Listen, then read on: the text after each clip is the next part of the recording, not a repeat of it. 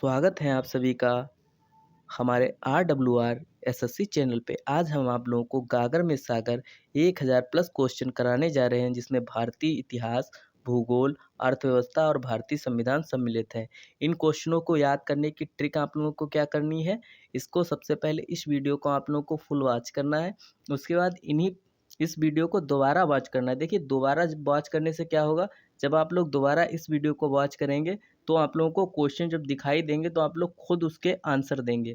और जब वीडियो दोबारा देख लेना है आप लोगों को, तो 1.5 या 2x की स्पीड लगा के ही देखना है, जिससे आप लोगों का जो 2 घंटे का है वो 1 घंटे में समाप्त हो जाएगा। ठीक है, और जिसका आंसर आप लोगों को ना पता हो उसे कॉपी में नोट कर लेना है। तो आज का सेशन हम लोग शुरू करते हैं।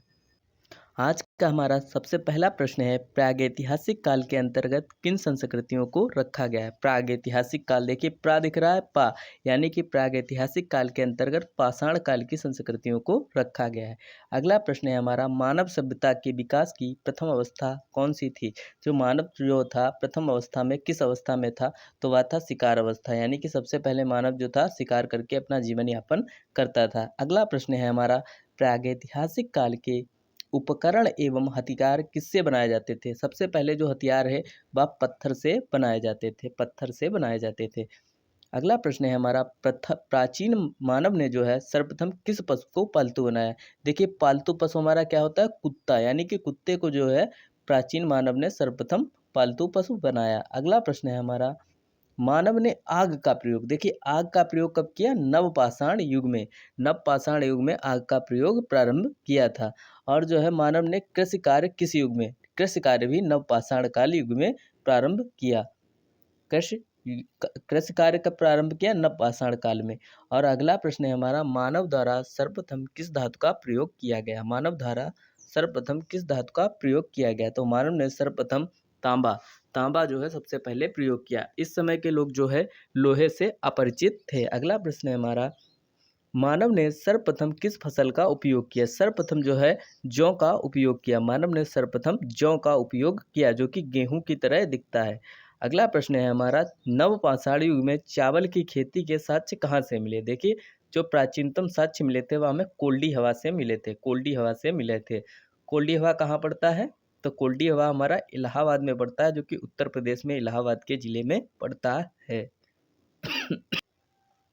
अगला प्रश्न है हमारा, सिंधु घाटी सभ्यता किस काल की सभ्यता मानी जाती है। तो सिंधु घाटी सभ्यता यानी कि उस समय जो है, उस समय सबसे ज़्यादा प्रचलित थी, जो हमें प्राप्त हुई थी नृत्य की, कांस्य की नृत्यिका प्राप्त हुई थी, डांसिंग गर्ल, वह किसकी थी, कांस्य की थी। यानी कि इस सभ्यता को कांस्ययुगीन कह सकते हैं। और हमारी अब का जो युग चल रहा है वह क्या चल रहा है, इसमें सबसे ज़्यादा लोहा पाया जाता है, यानी कि लोह काल चल रहा है, लोह काल चल रहा है। अगला प्रश्न है हमारा, हड़प्पा की खुदाई सर्वप्रथम कब हुई थी। हड़प्पा की खुदाई सर्वप्रथम कब हुई थी, तो 1921 ईस्वी में हड़प्पा की खुदाई हुई थी। हड़प्पा की खुदाई कब हुई थी, 1921 में। और यह किस नदी के किनारे है, तो रावी नदी के किनारे है। और इसकी खोज किसने की थी, दयाराम साहिनी ने, दयाराम साहिनी ने 1921 ईस्वी में हड़प्पा की खोज की थी। अगला प्रश्न है हमारा, निम्न में से किस स्थल को मृतकों का टीला, देखिए प्रीवियस ईयर में पूछा जा चुका है, मृतकों का टीला किसे कहते हैं, तो मोहनजोदड़ो, मोहनजोदड़ो, जहाँ से जो है विशाल अन्नागार प्राप्त हुए थे, विशाल स्नानागार प्राप्त हुए थे। अगला प्रश्न है हमारा, मोहनजोदड़ो को, मोहनजोदड़ो के टीले को खोजने का श्रेय किसे दिया जाता है। तो मोहनजोदड़ो का जो टीला है उसका श्रेय दिया जाता है हमारा दयाराम साहनी, राखलदास दयाराम साहनी ने जो है हमारी हड़प्पा की खोज की थी, दयाराम साहनी ने हड़प्पा की खोज की थी। और जो है हमारा राखलदास बनर्जी ने मोहनजोदड़ो की 1922 ईस्वी में की थी, जो कि जो है पाकिस्तान के लड़काना जिले में है। अगला प्रश्न है हमारा, हड़प्पा सभ्यता में विशाल स्नानागार के साक्ष्य कहाँ से प्राप्त हुए। देखिए, विशाल स्नानागार कहाँ, मोहनजोदड़ो, मोहनजोदड़ो विशाल स्नानागार। अगला प्रश्न है हमारा, कौन सा सही सुमेलित नहीं है। देखिए, हड़प्पा कहाँ है, रावी नदी के किनारे, बिल्कुल सही है। मोहनजोदड़ो कहाँ है, सिंधु नदी के किनारे। देखिए, लोथल दिया है यहाँ पास, लोथल, लोथल जो हमारा है भोगवा नदी के किनारे है, लोथल भोगवा नदी के किनारे है, लोथल भोगवा नदी के किनारे है। कालीबंगा घग्गर नदी के किनारे है। अगला प्रश्न है हमारा, सिंधु घाटी सभ्यता में गोदीवाड़ा का साक्ष्य कहाँ से प्राप्त हुआ। गोदीवाड़ा का साक्ष्य कहाँ से प्राप्त हुआ, तो गोदीवाड़ा का साक्ष्य में जो है लोथल से प्राप्त हुआ, लोथल से प्राप्त हुआ गोदीवाड़ा का साक्ष्य। अगला प्रश्न है हमारा, निम्न में से किस धातु का प्रयोग हड़प्पा के लोग नहीं करते थे? देखिए, हड़प्पा के लोग जो थे लोहे से अपरिचित थे, लोहे से अपरिचित थे। अगला अगला प्रश्न है हमारा, किस हड़प्पा सभ्यता के स्थल से कांस्य की नर्तकी प्राप्त हुई? देखिए, कांस्य की नर्तिका जो हमारी है मोहनजोदड़ो से प्राप्त हुई, मोहनजोदड़ो से प्राप्त हुई। इसकी खोज कब हुई? 1922 ईस्वी में। किसके द्वारा? राखलदास बनर्जी के द्वारा। और किस नदी के किनारे है? तो सिंधु नदी के किनारे है। अगला प्रश्न है हमारा, आर्य भारत में सबसे पहले कहाँ बसे? जो आर्य भारत में सबसे पहले कहाँ बसे? तो यह सबसे पहले बसे थे सप्त सिंधु प्रदेश में, सप्त सिंधु प्रदेश में। अगला प्रश्न है हमारा, ऋग्वैदिक काल का सर्वाधिक जो है महत्वपूर्ण देवता कौन है? ऋग्वैदिक काल का, ऋग्वैदिक काल का जो सबसे महत्वपूर्ण देवता है इंद्र देवता है, इंद्र देवता, जिनका जो है 250 बार नाम लिया गया है। सबसे कम बार किसका नाम लिया गया है? गंगा का, एक बार, केवल एक बार गंगा का नाम लिया गया है। अगला प्रश्न है हमारा, ऋग्वेद में उल्लिखित नदियों में सर्वाधिक पवित्र नदी कौन थी? तो सर्वाधिक पवित्र नदी कौन सी थी? बात थी हमारी सरस्वती। ऋग्वैदिक युग में जो है सरस्वती नदी को सबसे पवित्र नदी मानते थे। और जो है ऋग्वैदिक आर्य किसकी पूजा करते थे? तो ऋग्वैदिक आर्य जो हमारे हैं प्रकृति की पूजा करते थे, प्रकृति की पूजा करते थे। सिंधु घाटी के लोग किसकी पूजा करते थे? तो पशुपतिनाथ की पूजा करते थे। और ऋग्वैदिक काल के लोग प्रकृति की पूजा करते थे। अगला प्रश्न है हमारा, ऋग्वेद के 10वें मंडल में निम्न में से किसका उल्लेख पहली बार मिलता है? 10वें मंडल में किसका उल्लेख पहली बार मिलता है? तो इसका सही उत्तर हमारा हो जाएगा शूद्र का, शूद्र का जो है उल्लेख 10वें मंडल में। और गायत्री मंत्र कहाँ से लिया गया है? गायत्री मंत्र जो हमारा ऋग्वेद से लिया गया है। और यह किसको समर्पित है? तो सावित्री देवी को समर्पित है, सावित्री देवी को समर्पित है। और गायत्री मंत्र का उल्लेख किससे लिया गया है? ऋग्वेद से लिया गया है। अगले प्रश्न की तरफ हम लोग बढ़ते हैं। अगला प्रश्न है हमारा, ऋग्वैदिक आर्यों की भाषा क्या थी? ऋग्वैदिक जो आर्य थे उनकी भाषा क्या थी? तो उनकी भाषा क्या थी? उनकी भाषा थी हमारी प्राकृत, प्राकृत भाषा थी ऋग्वैदिक आर्यों की। देखिए, ऋग्वैदिक आर्य जो थे, प्राकृत थी हमारी महात्मा बुद्ध की। लेकिन जो है ऋग्वैदिक आर्यों की भाषा थी संस्कृत। देखिए, जो भी लिखा गया था संस्कृत में, ऋग्वैदिक काल और जो है अथर्व काल सब संस्कृत भाषा में लिखा गया था। अगला प्रश्न है हमारा, निम्नलिखित में से प्राचीनतम वेद कौन सा है? सबसे प्राचीन वेद कौन सा है? तो वह हो जाएगा हमारा ऋग्वेद, ऋग्वेद सबसे प्राचीनतम वेद है। अगला प्रश्न है हमारा, अगला प्रश्न है हमारा, निम्नलिखित में से किस वेद की रचना गद्य एवं पद्य? देखिए, पिछली प्रीवियस ईयर में पूछा जा चुका है किस ग्रंथ की रचना जो है गद्य एवं पद्य दोनों में की गई थी? तो इसका सही उत्तर हो जाएगा यजुर्वेद। यजुर्वेद की जो रचना जो है गद्य एवं पद्य दोनों में की गई, गद्य एवं पद्य दोनों में की गई। अगला प्रश्न है हमारा, ऋग्वेद में विनियम के माध्यम से किसका प्रयोग किया जाता था? तो विनियम के माध्यम से जो हमारा है, विनिमय के माध्यम से गाय का प्रयोग किया जाता था ऋग्वैदिक काल में, यानी कि लेन देन जो होता था वह गाय के माध्यम से होता था। अगला प्रश्न है हमारा, ऋग्वैदिक काल की सबसे प्राचीनतम राजनीतिक संस्था कौन सी है? सबसे प्राचीनतम और जो है राजनीतिक संस्था कौन सी है? तो यह थी हमारी सभा, सभा थी हमारी राजनीतिक संस्था। अगला प्रश्न है हमारा, निम्न में से कौन सा युग्म सुमेलित नहीं है? निम्न में से कौन सा युग्म सुमेलित नहीं है? देखिए, वितस्ता का पुराना नाम जो है, वितस्ता का पुराना नाम झेलम। देखिए, वितस्ता झेलम का पुराना नाम वितस्ता और व्यास का विपाशा, व्यास विपाशा। पुरुषणी हो जाएगा रावि का, रावि पुरुषणी। और कुंभा, कुंभा सुवास्तु का नहीं होगा, कुंभा सुवास्तु का नहीं होगा। अगला प्रश्न है हमारा, इसका सही उत्तर हो जाएगा डी वाला, इसका सही उत्तर हो जाएगा डी वाला। अगला प्रश्न है हमारा, उत्तर वैदिक काल का सर्वाधिक जो है महत्वपूर्ण देवता कौन है? उत्तर वैदिक काल, देखिए वहां पास हमारा क्या था? ऋग्वैदिक काल, अब आ गया है उत्तर वैदिक काल। तो उत्तर वैदिक काल का सर्वप्रथम देवता कौन हो जाएगा? प्रजापति, प्रजापति, प्रजापति को ये लोग जो है महत्वपूर्ण देवता मानते थे। अगला प्रश्न है हमारा, उत्तर वैदिक काल के लोगों ने जो है किस धातु की खोज की? उत्तर वैदिक काल में ही हमारा हुआ लोहे की खोज हुई उत्तर वैदिक काल में। अगला प्रश्न है हमारा, भारत का जो आदर्श राष्ट्रीय वाक्य है सत्यमेव जयते, यह कहाँ से लिया गया है? तो सत्यमेव जयते लिया गया है हमारा मुंडोकोपनिषद से, मुंडोकोपनिषद से। यह क्वेश्चन पूछा जा चुका है 2021 में, पेट 2021 में पूछा जा चुका है मुंडोकोपनिषद से, सत्यमेव जयते मुंडोकोपनिषद से। अब आ जाते हैं हम लोग जैन धर्म की तरफ, जैन धर्म की तरफ।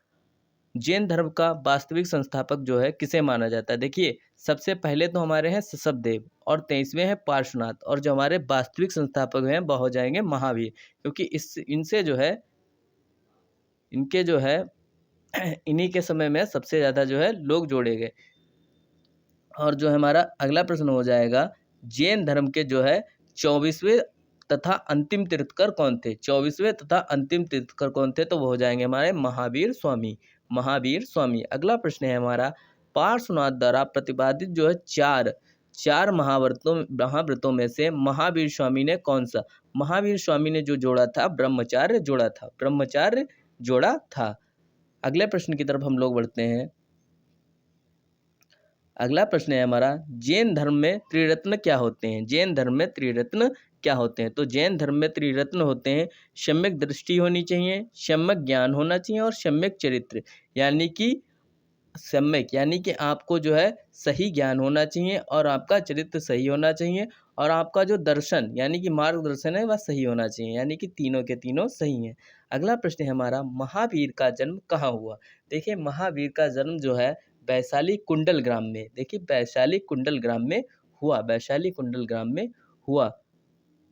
अगला प्रश्न है हमारा, श्यादवाद किस धर्म के दर्शन का मूल था? श्यादवाद किस धर्म के जो है प्रवर्तन का मूल था? तो यह हो जाएगा हमारा जैन धर्म, जैन धर्म इसका सही उत्तर हो जाएगा। अगला प्रश्न है हमारा, प्रथम जैन संगीति जो है कहाँ आयोजित हुई? तो केवल दो ही जो है जैन संगीति हुई थी। तो इसकी जो प्रथम जैन संगीति हुई वह हमारी हुई थी पाटलिपुत्र में और दूसरी हुई थी बल्लभी में। अगला प्रश्न है हमारा, महावीर ने किस भाषा में उपदेश दिया? देखिए, महावीर ने जो हमारा है, महावीर ने प्राकृत भाषा में उपदेश दिया था, महावीर स्वामी ने प्राकृत भाषा में उपदेश दिया था। और अब आ जाते हैं हम लोग महात्मा बुद्ध का जन्म सब लोग जानते हैं लुम्बिनी में हुआ, लुम्बिनी कहाँ पड़ता है? लुम्बिनी देखिए नेपाल में पड़ता है। अगला प्रश्न है हमारा, महात्मा बुद्ध के गृह त्याग को बौद्ध लोग क्या कहते थे? देखिए, गृह त्याग और जो है मृत्यु, गृह त्याग को कहते थे महाविनिष्क्रमण और मृत्यु को कहते थे महापरिनिर्वाण, और जो है इन्होंने पहला उपदेश दिया उसे कहते थे धर्म चक्र प्रवर्तन। यानी कि इनकी जो मृत्यु को कहते थे महापरिनिर्वाण और इन्होंने जो गृह त्यागा, घर को छोड़ने को कहते हैं महाविनिष्क्रमण, यानी कि सी वाला हमारा करेक्ट हो जाएगा। बढ़ते हैं हम लोग अपने अगले प्रश्न की तरफ। अगला प्रश्न है हमारा, महात्मा बुद्ध को ज्ञान की प्राप्ति कहाँ हुई?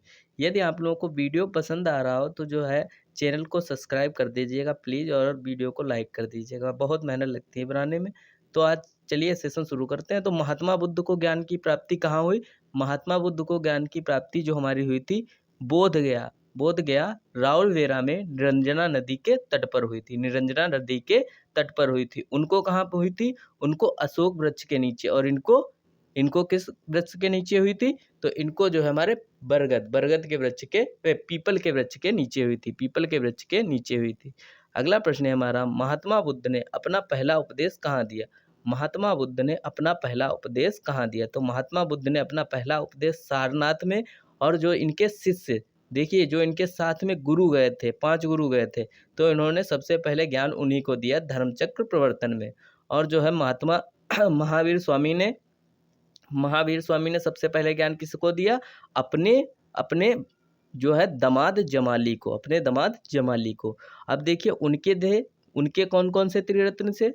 सम्यक दृष्टि, सम्यक ज्ञान और जो है सम्यक दर्शन।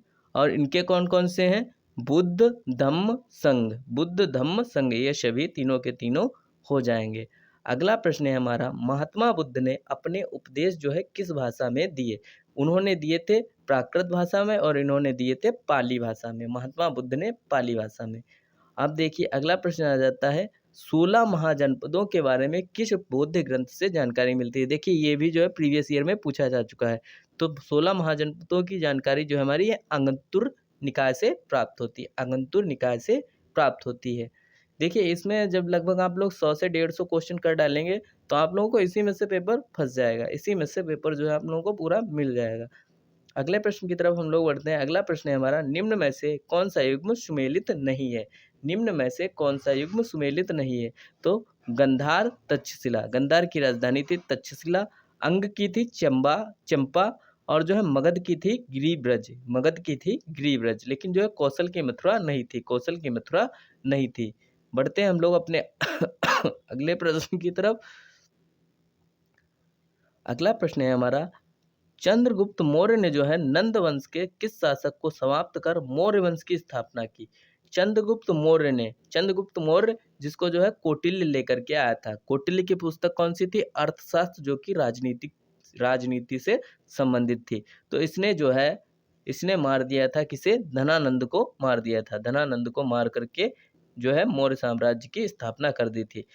और अगला प्रश्न है हमारा, प्रसिद्ध यूनानी राजदूत मैगनीथनीज जो है किसके दरबार में रहता था? किसके दरबार में रहता था या किसके दरबार में आया था? यह आया था चंद्रगुप्त मौर्य के दरबार में, चंद्रगुप्त मौर्य के दरबार में। इसकी पुस्तक कौन सी थी? इसकी पुस्तक थी इंडिका। इंडिका किसकी पुस्तक है? मैगस्थनीज की। और कौटिल्य की विश्व प्रसिद्ध, आपको बता ही चुके, अर्थशास्त्र। इंडिका किसकी है? इंडिका है हमारी मैगस्थनीज की। अगला प्रश्न है हमारा, निम्नलिखित में से कौन सा कथन असत्य है? कौन सा कथन असत्य है? कौटिल्य का दूसरा नाम विष्णुगुप्त या चाणक्य था? विष्णुगुप्त या चाणक्य था? असत्य पूछ रहा है, देखिए यहाँ पास असत्य, यानी कि असत्य कौन सा है हमारा? पहला तो सत्य हो गया, चंद्रगुप्त मौर्य ने सौराष्ट्र में सुदर्शन झील का निर्माण कराया, सही है। चंद्रगुप्त मौर्य ने अपने अंतिम समय में जैन धर्म की दीक्षा लेकर के श्रवण मेला में प्राण त्याग दिए, यह भी सही है। लेकिन जो है इसका सही उत्तर हो जाएगा उपरोक्त में से कोई नहीं, क्योंकि जो है चौथा दिया है उपरोक्त में से कोई नहीं। अगला प्रश्न है हमारा, मौर्य शासक ने जो है कलिंग पर कब आक्रमण किया? देखिए कलिंग पर कब आक्रमण किया, तो इसने जो है कलिंग पर आक्रमण किया था अपने गद्दी पर बैठने के 8 वर्ष बाद। तो 61 ईस्वी में, 269 में बैठा था और 261 ईस्वी पूर्व में इसने जो है कलिंग पर आक्रमण कर दिया था। इसी के बाद से जो है इसने जो है बौद्ध धर्म को अपना लिया था। अगला प्रश्न है हमारा, अशोक के अभिलेखों को सर्वप्रथम किसने पढ़ा? अशोक के अभिलेखों को सर्वप्रथम किसने पढ़ा? तो जेम्स प्रिंसेस ने सबसे पहले पढ़ा, जेम्स प्रिंसेस ने सबसे पहले पढ़ा। अगला प्रश्न है हमारा, अशोक के किस शिलालेख में उसकी कलिंग विजय का वर्णन है? उसकी कलिंग विजय का वर्णन है। तो यह जो वर्णन है इसका 13वें शिलालेख में अशोक की कलिंग की विजय का वर्णन है। बढ़ते हैं हम लोग अपने अगले प्रश्न की तरफ। अगला प्रश्न है हमारा, निम्न में से किस लघु शिलालेखों में अशोक का जो बुद्ध शाक्य एवं अशोक नाम मिलता है? किसमें मिलता है बुद्ध शाक्य और अशोक नाम? तो इसका सही उत्तर हो जाएगा मास्की। मास्की में जो है अशोक के 2 और नाम मिलते हैं। पहला मिलता है अशोक, यानी कि अशोक जो नाम ही है, और बुद्ध शाक्य। अगला प्रश्न है हमारा, अशोक का कौन सा अभिलेख 2 भाषाओं यानी कि ग्रीक और अरमाइकिक में लिखा है? तो ग्रीक और अरमाइकिक में कौन सा लिखा है? तो सरेकुना जो है ग्रीक और अरमाइक का दोनों भाषाओं में लिखा है। अगला प्रश्न है हमारा, सांची के स्तूप का निर्माण किसने करवाया था? तो सांची के स्तूप का निर्माण जो है अशोक ने करवाया था। सांची के स्तूप का निर्माण अशोक ने करवाया था। बढ़ते हैं हम लोग अगले प्रश्न की तरफ। अगला प्रश्न है हमारा, मैगस्थनीज का भारतीय समाज का वर्गीकरण कितने भागों में किया? मैगस्थनीज जो था उसने भारतीय समाज का वर्गीकरण कितने भागों में किया? 7 भागों में किया था। 7 भागों में किया था। अगला प्रश्न है हमारा, किस मौर्य शासक ने जो है धम्म का प्रतिपादन किया था? देखिए धम्म का प्रतिपादन किया था हमारे अशोक ने, सम्राट अशोक ने। बढ़ते हैं हम लोग अपने अगले प्रश्न की तरफ। अगला प्रश्न है हमारा, अशोक ने निम्नलिखित में से कौन सा कथन जो है असत्य है? असत्य है। तो अगले क्वेश्चन हम लोग पढ़ते हैं। अशोक के धम्म प्रचार के लिए उसने अपने पुत्र, देखिए इसने अपने पुत्र एवं पुत्री को, पुत्र महेंद्र और पुत्री संघमित्रा को श्रीलंका भेजा था, बिल्कुल सही है। और चंद्रगुप्त मौर्य की राजधानी क्या थी? पाटलिपुत्र थी। पाटलिपुत्र चंद्रगुप्त मौर्य की राजधानी थी। अगला है, अशोक के धम्म की परिभाषा राहुलोवादसुत्त नामक बौद्ध ग्रंथ से ली गई है, यह भी सही है, यानी कि इसका गलत आंसर हो जाएगा उपरोक्त में से कोई नहीं, डी वाला बिल्कुल सही हो जाएगा। बढ़ते हैं हम लोग अपने अगले प्रश्न की तरफ। अगला प्रश्न है हमारा, मौर्य ने बिष्ट किसे कहा था? देखिए मौर्य में बिष्ट किसे कहा जाता है? तो बिष्ट किसे कहा जाता है? जो हम लोग जो कर लेते थे लोग, ये जो लोग जो कर लेते थे, तो यह जो है निःशुल्क श्रम को, निःशुल्क श्रम को, यानी कि जो श्रम था उस पे कर लेने वाला, निःशुल्क श्रम को। अगला प्रश्न है हमारा चंद्रगुप्त मौर्य एवं समुद्रगुप्त। देखिए यह भी हमारा टॉपिक दिया गया है। तो गुप्त वंश का संस्थापक कौन था? सबसे पहले आ जाता है गुप्त वंश का संस्थापक कौन था। तो गुप्त वंश का जो संस्थापक था श्रीगुप्त, श्रीगुप्त गुप्त वंश का संस्थापक था। अगला प्रश्न है हमारा गुप्त वंश के किस शासक ने सर्वप्रथम महाराजाधिराज की उपाधि ग्रहण की? तो इसने जो है चंद्रगुप्त प्रथम ने जो है गुप्त वंश के प्रथम शासक की जो है महाराजाधिराज की उपाधि धारण की। अगला प्रश्न है हमारा किस गुप्त शासक को कविराज? देखिए बीड़ा कौन बजाता था? समुद्रगुप्त। समुद्रगुप्त को इसीलिए कविराज कहा जाता है या सिक्के पे बीड़ा बजाता था। अगला प्रश्न है हमारा किस गुप्त शासक को भारत का नेपोलियन कहा जाता है? भारत का नेपोलियन भी जो है समुद्रगुप्त को कहा जाता है, समुद्रगुप्त को कहा जाता है। अगला प्रश्न है हमारा श्रीलंका को राजा वैभववर्मन ने किस गुप्त शासक से भगवान बुद्ध का मंदिर बनवाने की अनुमति मांगी थी? किस गुप्त शासक की अनुमति मांगी थी? तो इसका सही उत्तर हमारा हो जाएगा समुद्रगुप्त। समुद्रगुप्त की जो है अनुमति मांगी थी। अगला प्रश्न है हमारा चीनी यात्री फायान। देखिए यह भी जो है 2021 में पूछा जा चुका है। चीनी यात्री फायान किसके शासनकाल में आया था? तो चंद्रगुप्त द्वितीय यानी कि विक्रमादित्य के शासनकाल में आया था, और विक्रमादित्य के शासनकाल में आया था। अगला प्रश्न है हमारा चंद्रगुप्त ने किस उपलक्ष्य में चांदी के सिक्के जारी किए थे? तो इसने जो है हूणों को पराजित करने के बाद जो है चांदी के सिक्के जारी किए थे। सबसे पहले जो सिक्के जारी करने वाला था वह भी यही था, चंद्रगुप्त विक्रमादित्य, चंद्रगुप्त विक्रमादित्य। बढ़ते हैं हम लोग अपने अगले प्रश्न की तरफ। अगला प्रश्न है हमारा गुप्तकालीन नवरत्न किस शासक के दरबार में थे? देखिए नवरत्न जो है सबसे पहले थे चंद्रगुप्त द्वितीय में, उसके बाद आए थे अकबर के साम्राज्य में। अकबर और चंद्रगुप्त द्वितीय के साम्राज्य में नवरत्न थे। अगला प्रश्न है हमारा निम्नलिखित में से कौन सा कथन जो है सत्य है? तो महरौली के स्तंभ लेख का जो संबंध है चंद्रगुप्त द्वितीय से है, बिल्कुल सही है। महरौली का जो स्तंभ है, स्तंभ लेख का संबंध चंद्रगुप्त द्वितीय से है। और नालंदा विश्वविद्यालय की स्थापना कुमारगुप्त ने कराई, बिल्कुल सही है। भारत पर हूणों का आक्रमण जो है स्कंदगुप्त के समय हुआ था, यह भी सही है। इसके लिए इसका सही उत्तर हो जाएगा उपरोक्त सभी सही हैं। और आप लोग यहाँ पास ध्यान दे लेना करो कि यहाँ पास सत्य लिखा है या असत्य, असत्य लिखा है या असत्य।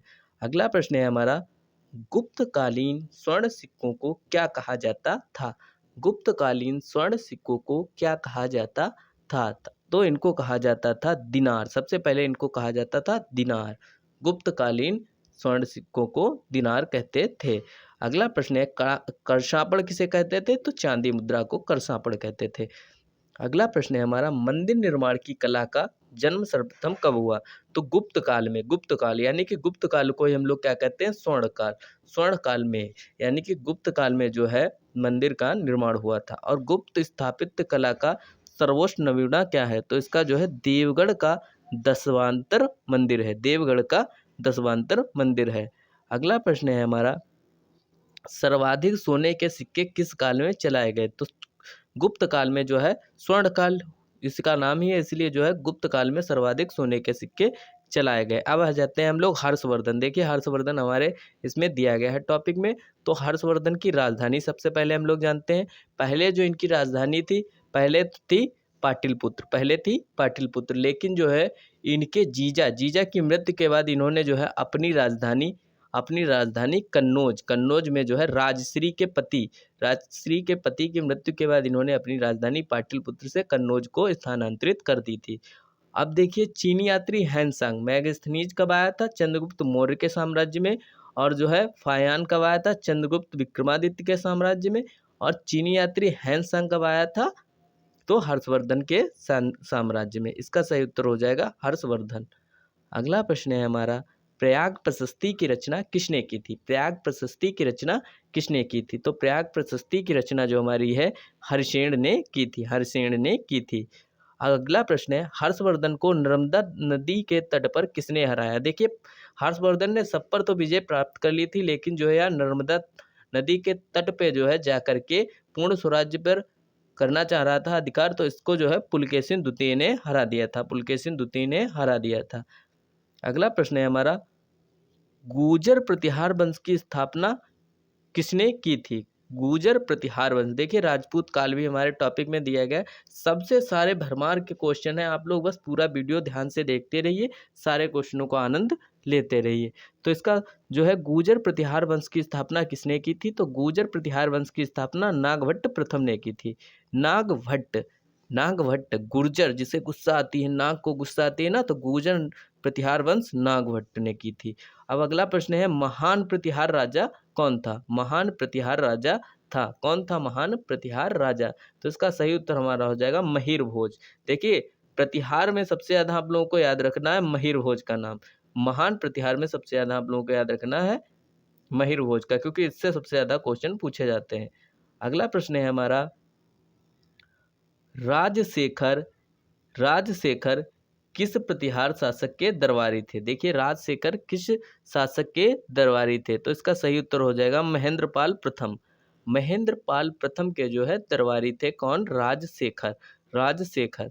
अगला प्रश्न है हमारा, गुर्जर प्रतिहार शासकों में से किसकी उपाधि आदिर्वाह थी? आदिर्वाह थी, तो यह हो जाएगी महिर भोज। देखिए महिर भोज आप लोगों को याद रखना है, महिर भोज सबसे ज्यादा महान कौन था? महिर भोज। गुर्जर प्रतिहार शासकों में किसकी उपाधि आदिर्वाह थी? तो यह भी थी महिर भोज।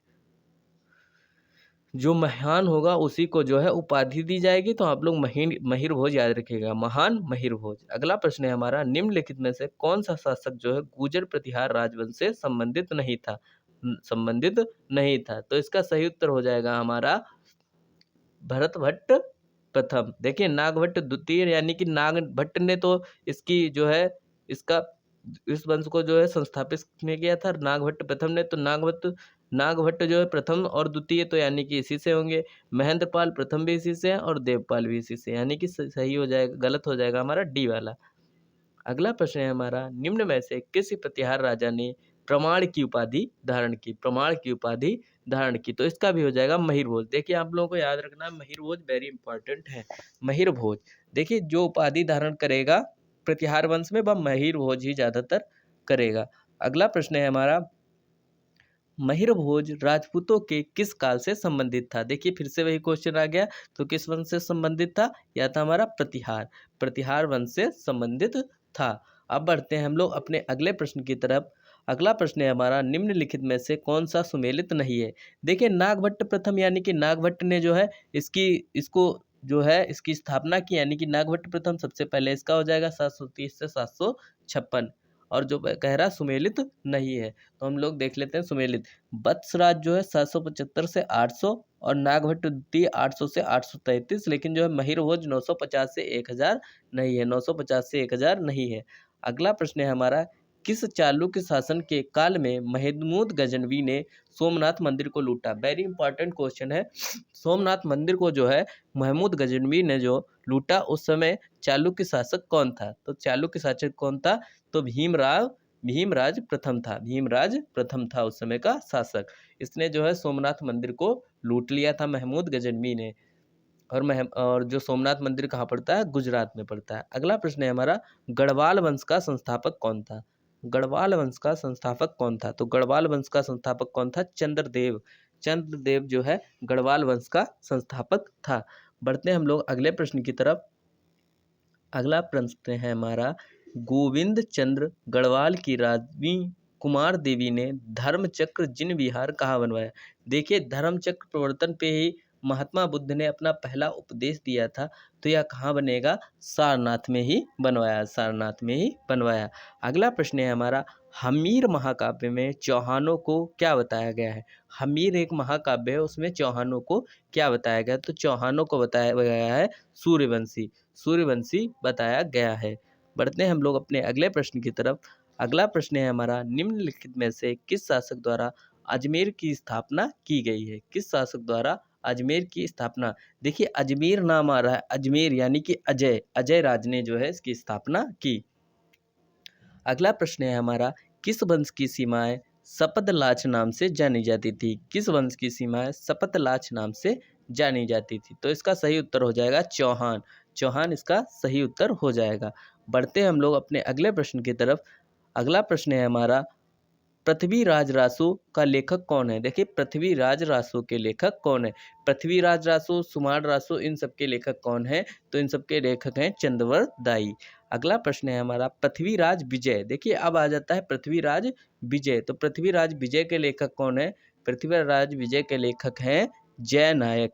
जय नायक पृथ्वीराज विजय के लेखक हैं। बढ़ते हैं हम लोग अपने अगले प्रश्न की तरफ। अगला प्रश्न है हमारा, निम्नलिखित में से कौन एक सुमेलित है? सुमेलित है, देखिए अब आया सुमेलित है, तो इसका सही उत्तर हमारा हो जाएगा, सही उत्तर हो जाएगा हमारा पृथ्वीराज तृतीय जो है 1178 से 1192, 1178 से 1192। अगला प्रश्न है हमारा, चंदेल वंश की स्थापना किसने की थी? देखिए, चंदेल वंश की स्थापना किसने की थी? तो चंदेल वंश की स्थापना जो हमारी है, तो यह चंदेल वंश की स्थापना किसने की थी? तो चौहानों ने। चंदेल वंश की स्थापना चौहानों ने। चंदेल वंश की स्थापना, देखिए चंदेल वंश किसके समांतर थे, वह जाता है। चंदेल वंश की स्थापना किसने की थी? तो यह की थी हमारे नन्नुक ने। नन्नुक ने। उसकी किसने की थी? नागभट्ट ने। और इसकी चंदेल की नन्नुक ने। और चंदेल वंश किसके समांत थे? तो चंदेल वंश जो है प्रतिहारों के समान थे, प्रतिहारों के सामंत थे। अगला प्रश्न है हमारा, जेजा जेजाक भुक्ति प्राचीन नाम था। किसका जेजाक भुक्ति प्राचीन नाम था? तो इसका सही उत्तर हो जाएगा हमारा, बुंदेलखंड का जो है पुराना नाम क्या था? जेजाक भुक्ति। अब अगला हमारा, आला उदल संबंधित है। आल्हा उदल जो संबंधित है महोबा से, महोबा से संबंधित है आल्हा उदल। अगला प्रश्न है हमारा, खजुराहो में स्थित मंदिर का निर्माण किसने कराया? देखिए, खजुराहो में जो मंदिर है उसका निर्माण किसने कराया? खजुराहो कहाँ है? मध्य प्रदेश में। इसका निर्माण किसने कराया था? चंदेल राजपूतों ने। चंदेल राजपूतों ने। बढ़ते हैं हम लोग अगले प्रश्न की तरफ। अगला प्रश्न है हमारा, परमार वंश का संस्थापक कौन था? परमार वंश का संस्थापक कौन था? तो परमार वंश का संस्थापक था सियक या श्रीहर्ष। सियक या श्रीहर्ष। परमार श्री, परम श्री, परम श्री से आप लोग याद रखिएगा, परम श्री यानी कि सियक वंश या श्रीयक श्रीहर्ष। अगला प्रश्न है हमारा, किस राजा को उसके एक अभिलेख में कविराज कहा गया है? कविराज, देखिए कविराज उधर भी कहा गया था, वह किसे कहा गया था कविराज? तो वह कहा गया था समुद्रगुप्त को, जो कि एक बीड़ा पे जो है बजाता था। और इसमें कविराज किसे कहा गया है? तो इसका सही उत्तर हो जाएगा हमारा परमार राजा भोज को। परमार राजा भोज को कहा गया है। अगला प्रश्न है हमारा, राजा भोज ने शासन किया था, कहाँ शासन किया था? तो राजा भोज ने जो है धार पर शासन किया था। अगला प्रश्न है हमारा, चित्तौड़ के त्रिभुवन नारायण मंदिर को किसने बनवाया? त्रिभुवन नारायण मंदिर को किसने बनवाया? तो इसका सही उत्तर हो जाएगा हमारा परमार राजा भोज ने। परमार राजा भोज ने इसे बनवाया। बढ़ते हैं अगले प्रश्न की तरफ। इनमें से कौन परमार वंश का संस्थापक शासक नहीं है? परमार वंश का संस्थापक शासक नहीं है। तो इसका सही उत्तर हमारा हो जाएगा उपेंद्र है, मुंज है, उदयनित्य है, लेकिन गायक देव नहीं है, गायक देव नहीं है। बढ़ते हैं हम लोग अगले प्रश्न की तरफ, अपने अगले प्रश्न की तरफ। अगला प्रश्न है हमारा, कोकल ने किस वर्ष कलचुरी वंश की स्थापना की? कलचुरी वंश की स्थापना की। तो कलचुरी वंश की स्थापना कब की थी? 1845 ईस्वी में, 1845 ईस्वी में की थी। अब चालू होना जा रहा है सल्तनत काल। सल्तनत काल। सल्तनत काल का सबसे पहला प्रश्न क्या है? सल्तनत काल का सबसे पहला प्रश्न है, दिल्ली सल्तनत के किस सुल्तान की मृत्यु चौगान पोलो खेलते समय हो गई? चौगान पोलो खेलते समय हो गए। तो कुतुबुद्दीन ऐबक की, जिसने जो है कुतुब मीनार की स्थापना की, कुतुब मीनार की स्थापना की। अगला है हमारा, कुतुब मीनार का निर्माण किस सूफी संत की याद में किया जाता है? तो कुतुबुद्दीन जो है बख्तियार काकी। देखिए, कुतुबुन नाम ही आ जाता है, तो कुतुबुद्दीन बख्तियार काकी की याद में कुतुब मीनार बनवाई गई थी। अगला प्रश्न है हमारा, भारत की प्रथम मुस्लिम महिला शासिका कौन थी? सबसे पहली जो है प्रथम मुस्लिम महिला शासिका कौन थी? तो रजिया सुल्तान थी, रजिया सुल्तान। अगला प्रश्न है हमारा, इक्कादारी। देखिए, यह भी जो है प्रीवियस ईयर में पूछा जा चुका है। तो इक्कादारी प्रथा किसने लागू की थी? तो इल्तुतमिश ने जो है इक्कादारी प्रथा चलाई। अगला प्रश्न है हमारा, सिजदा एवं पाबोस, सिजदा एवं पाबोस प्रथा किसने शुरुआत की? देखिए सिजदा एवं पाबोस। तो सिजदा पाबोस जो है शुरुआत की थी, या शुरुआत की थी बलबन ने शुरुआत की थी। अगला प्रश्न है हमारा, निम्न में से किस सुल्तान ने बाजार नियंत्रण व्यवस्था लागू की? बाजार नियंत्रण व्यवस्था लागू की। देखिए अलाउद्दीन खिलजी ने जो है बाजार नियंत्रण व्यवस्था लागू की। अगला प्रश्न है हमारा, तूतीय हिंद। देखिए जिसने जो है सात सम्राटों का शासनकाल देखा, सबसे ज़्यादा जिया बाधा अमीर खुसरो। अमीर खुसरो को ही कहते हैं तूतीय हिंद, तूतीय हिंद। अगला प्रश्न है हमारा, मोहम्मद बिन तुगलक ने अपनी राजधानी दिल्ली से कहाँ स्थानांतरित की? तो दिल्ली से इसने जो है दैमाबाद स्थानांतरित की। अगला प्रश्न है हमारा, किताब उल रहला का जो लेखक इब्न बतूता ने कहाँ का निवासी था? तो इब्न बतूता था मोरक्को का निवासी था। बढ़ते हैं हम लोग अपने अगले प्रश्न की तरफ। अगला प्रश्न है हमारा, दीवान ए अमीर को ही विभाग की स्थापना किस सुल्तान ने की? दीवान ए अमीर को ही, तो इसकी शुरुआत की थी मोहम्मद बिन तुगलक ने। अगला प्रश्न है हमारा, सल्तनत कालीन किस सुल्तान ने सर्वप्रथम किसानों पर सिंचाई तथा ब्राह्मणों पर जजिया कर लगाया? देखिए यह पूछा जा चुका है, सिर्फ इतना पूछा गया था, ब्राह्मणों पर जजिया कर सर्वप्रथम किसने लगाया? तो ब्राह्मणों पर सर्वप्रथम जजिया कर जो है फिरोज तुगलक ने लगाया था। अगला प्रश्न है हमारा, सांकेतिक मुद्रा का प्रचलन किस शासक ने किया? तो सांकेतिक मुद्रा का प्रचलन जो है मोहम्मद बिन तुगलक ने किया था। अगला प्रश्न है हमारा, दिल्ली सुल्तनत का कौन सुल्तान जो है गुलरुखी उपनाम से कविताएं लिखता था? गुलरुखी उपनाम से कविताएं लिखता था, तो यह लिखता था सिकंदर लोदी, जिसको जो है इसी सिकंदर लोदी को किसने हराया था? सिकंदर लोदी को ही बाबर ने हराया था। अब अगला आ जाता है, किस सुल्तान ने टोपरा तथा मेरठ से अशोक स्तंभ लाकर दिल्ली में स्थापित कर दिए? तो यह जो है फिरोज तुगलक ने जो है टोपरा तथा मेरठ के अशोक स्तंभ ला करके दिल्ली में स्थानांतरित कर दिए। अगला है हमारा, बाबर के आक्रमण के समय दिल्ली का सुल्तान कौन था? देखिए कौन था सुल्तान? तो यह था हमारा इब्राहिम लोदी उस समय का था। अब अगला है हमारा, पानीपत का प्रथम युद्ध किस किसके बीच में हुआ? देखिए सबसे पहले जो पानीपत का प्रथम युद्ध हुआ था बाबर और इब्राहिम लोदी के बीच में ही हुआ था। बाबर और इब्राहिम लोदी के मध्य ही हुआ था। उसके बाद अगला प्रश्न है हमारा, भारत में मुगल वंश का संस्थापक किसे माना जाता है? देखिए मुगल वंश का संस्थापक भी कौन होगा? बाबर ही होगा ना, बाबर था। अगला प्रश्न है हमारा, किस शासक की मृत्यु जो है पुस्तकालय की सीढ़ियों से गिरने से हुई? यह जो है इम्पॉर्टेंट है, लेकिन एसएससी की दृष्टि से ज़्यादा इम्पॉर्टेंट है। तो हुमायूं की मृत्यु जो है पुस्तकालय की सीढ़ियों से गिरने से हो गई थी। अगला प्रश्न है हमारा, शेर खां का प्रारंभिक नाम क्या था? शेर शाह का प्रारंभिक नाम क्या था? तो फरीद खां जो है इसका नाम था। अगला प्रश्न है हमारा, दिल्ली स्थित पुराना किला का निर्माण किसने कराया? देखिए दिल्ली के किले का निर्माण तो शाहजहां ने करवाया, लेकिन पुराने किले का निर्माण जो है शाहजहां ने करवाया। बढ़ते हैं हम लोग अपने अगले प्रश्न की तरफ। अगला प्रश्न है हमारा, शेर शाह का मकबरा कहाँ स्थित है? शेर शाह का मकबरा है सासाराम में। देखिए सिंपल सा, याद करने में कोई है ही नहीं। शेर शाह सासाराम। पानीपत का द्वितीय युद्ध, प्रथम युद्ध 1526, द्वितीय युद्ध 1556, तृतीय युद्ध 1761 में हुआ। बढ़ते हैं हम लोग अगले प्रश्न की तरफ। प्रथम प्रसिद्ध हल्दी घाटी किसके किसके बीच में हुआ था? महाराणा प्रताप। देखिए अकबर 1576 ईस्वी में, 1556 ईस्वी में देखिए 1556 ईस्वी में जो है अकबर गद्दी पर बैठा था, और जो है इस समय जब इसका युद्ध हुआ था अकबर और महाराणा प्रताप के बीच में, लेकिन उस समय युद्ध के नेतृत्व कौन कर रहा था? मान सिंह कर रहे थे।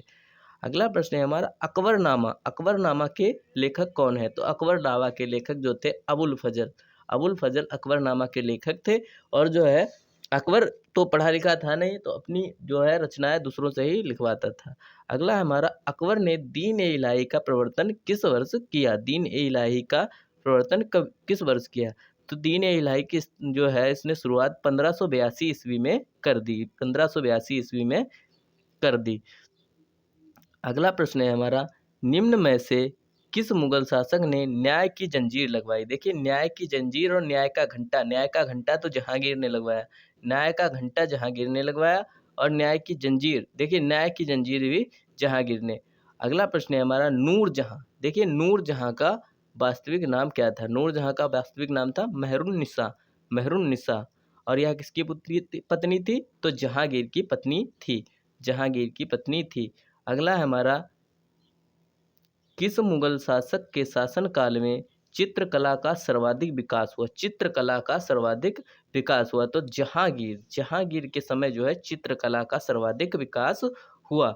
अगला प्रश्न है हमारा, निम्न में से किसके शासनकाल को वास्तुकला की दृष्टि से स्वर्णकाल कहा जाता था?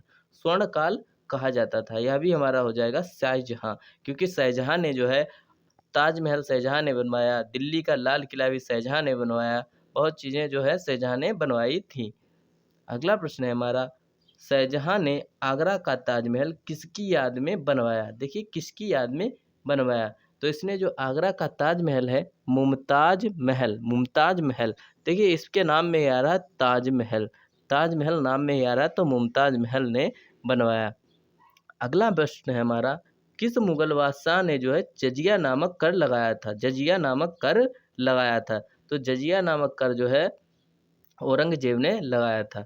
ये जो जहांगीर ने हटा दिया था, सबसे अकबर ने हटा दिया था, उसके बाद जो है औरंगजेब ने फिर से आकर के लगा दिया था। और सबसे पहले किसने लगाया था? तो फिरोज शाह ने लगवाया था।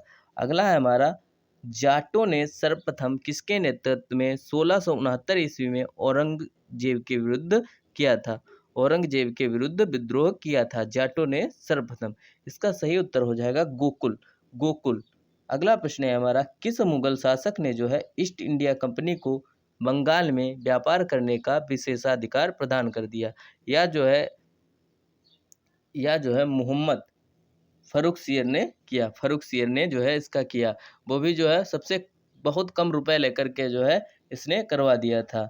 अगला है हमारा, नादिर शाह, देखिए यह भी पूछा जा चुका है, नादिर शाह ने 1739 ईस्वी में किस मुगल बादशाह के कार्यकाल में दिल्ली पर आक्रमण किया था? देखिए नादिर शाह या वही है जिसने जो है मयूर सिंहासन और जो है सबसे कीमती जो हीरा था वह भी यह चुरा करके छीन करके ले गया था, लूट करके ले गया था। तो इसका सही उत्तर हमारा हो जाएगा मोहम्मद शाह।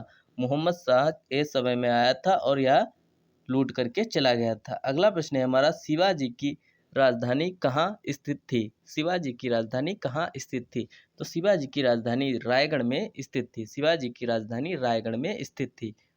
अगला प्रश्न है हमारा, किस शासक की मंत्रिपरिषद को अष्टप्रधान की संख्या दी जाती है? अष्टप्रधान की संख्या दी जाती है, तो शिवाजी को जो है अष्टप्रधान, शिवाजी के ही उसमें जो है अष्टप्रधान थे। अगला प्रश्न है हमारा, मराठा चौथ एवं स्वदेशमुखी, तो यह एक प्रकार का क्या था? कर था। चौथ एवं स्वदेशमुखी जो है एक प्रकार का जो है इनका था कर। अगला है हमारा, पानीपत का तृतीय युद्ध, पहला 1556 बाबर इब्राहिम लोदी के बीच में, दूसरा 1556 ईस्वी में अकबर और राणा प्रताप के बीच में, और पानीपत का तृतीय युद्ध 1761 ईस्वी में किसके किसके बीच में हुआ? मराठा एवं अफगान के बीच में हुआ, मराठा एवं अफगान के बीच में हुआ। अगले प्रश्न की तरफ हम लोग बढ़ते हैं। अगला प्रश्न है हमारा, प्लासी का युद्ध 1757 ईस्वी के मध्य लड़ा गया था, तो किसके किसके मध्य लड़ा गया था? तो इसका सही उत्तर हो जाएगा हमारा सिराजुद्दौला एवं अंग्रेज, सिराजुद्दौला एवं अंग्रेज के मध्य हुआ था। अगला प्रश्न है हमारा, मीर कासिम ने अपनी राजधानी मुर्शिदाबाद हटाकर कहाँ स्थानांतरित की थी? जो मीर कासिम जो था इसने मुंगेर में की थी, मुंगेर में की थी। अगला प्रश्न है हमारा, बक्सर की लड़ाई 1764 ईस्वी में मीर कासिम का साथ किन शासकों ने दिया था? मीर कासिम का जो साथ है किन शासकों ने दिया था? तो सिराजुद्दौला ने दिया था, शुजाउद्दौला ने दिया था, और जो है शाह आलम द्वितीय ने दिया था। तो इसका सही उत्तर हमारा हो जाएगा डी वाला, डी वाला इसका सही उत्तर हो जाएगा। बढ़ते हैं हम लोग अपने अगले प्रश्न की तरफ। अगला प्रश्न है हमारा, बंगाल में द्वैध शासन। देखिए, द्वैध शासन जो था उसकी समाप्ति किसने की थी? तो द्वैध शासन की समाप्ति वारेन हेस्टिंग्स ने की थी। वारेन हेस्टिंग्स ने, जो कि वहाँ का प्रथम गवर्नर जनरल था, प्रथम गवर्नर जनरल था। अगला प्रश्न है हमारा, बंगाल में जो है स्थायी बंदोबस्त किसने लागू किया था? स्थायी बंदोबस्त किसने लागू किया था? तो लॉर्ड, लॉर्ड मत बोलिए, खाली कार्नवालिस रखिए। लॉर्ड का मतलब होता है भगवान, तो भगवान तो ये थे नहीं, तो कार्नवालिस ही इसका सही उत्तर हो जाएगा। बढ़ते हैं हम लोग अपने अगले प्रश्न की तरफ। अगला प्रश्न है हमारा, देखिए अगला प्रश्न है हमारा, सहायक संधि पर हस्ताक्षर करने वाला पहला शासक कौन था? जिसने जो है सहायक संधि पर हस्ताक्षर कर दिया था, तो यह था हैदराबाद का निजाम। हैदराबाद के निजाम ने जो है सहायक संधि पर सर्वप्रथम हस्ताक्षर कर दिए थे। अब देखिए हड़प नीति, देखिए हड़प नीति या राज्यालय नीति, गोद निषेध सिद्धांत, यह सब किसने दिया था? तो डलहौजी ने, डलहौजी ने दिया था। इसने सबसे पहले किसे कब्जाया था? तो सितारा को, सितारा को इसने सबसे पहले कब्जे में ले लिया था।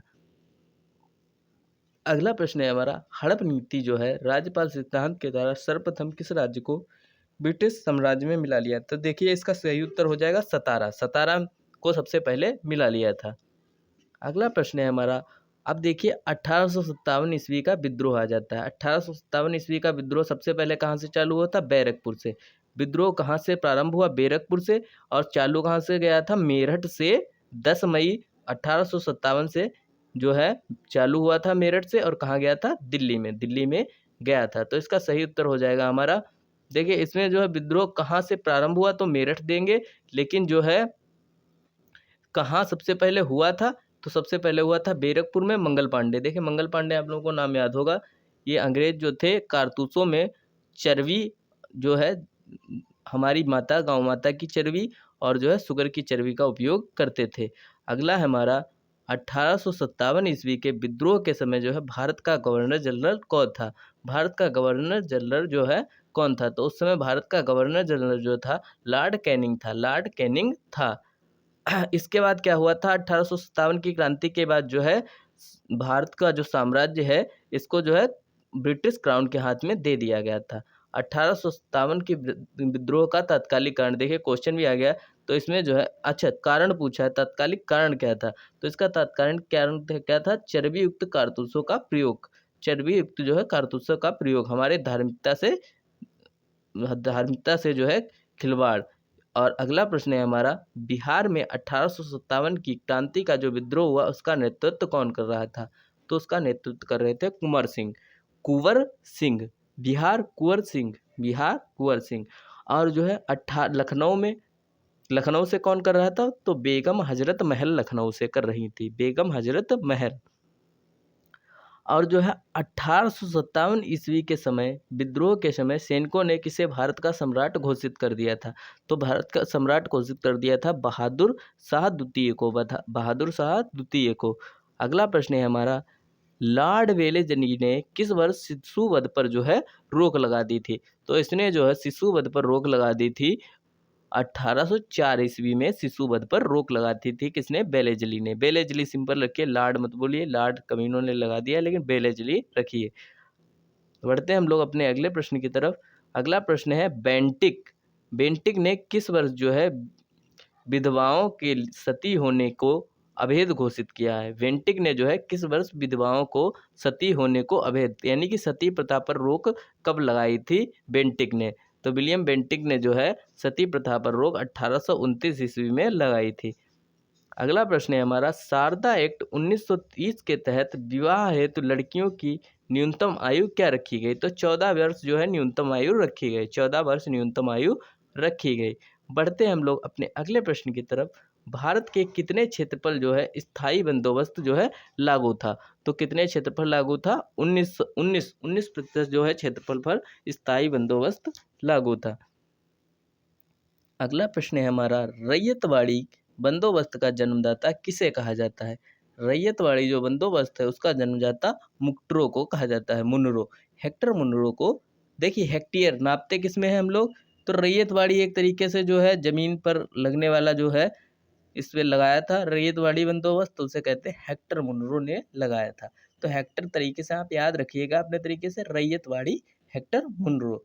अगला प्रश्न है हमारा, महालवारी व्यवस्था में भू राजस्व एकत्रित करने का अधिकार किसे प्राप्त था? तो जो है जमींदार, इसका सही उत्तर हो जाएगा जमींदार।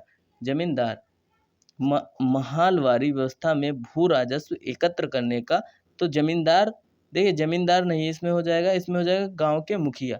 गांव का जो मुखिया होता था वही जमा करता था। अगला प्रश्न है हमारा, धन का बहिर्गमन का सिद्धांत किसने दिया? धन का बहिर्गमन का सिद्धांत किसने दिया? तो इसका सही उत्तर हो जाएगा दादा भाई नौरोजी ने दिया।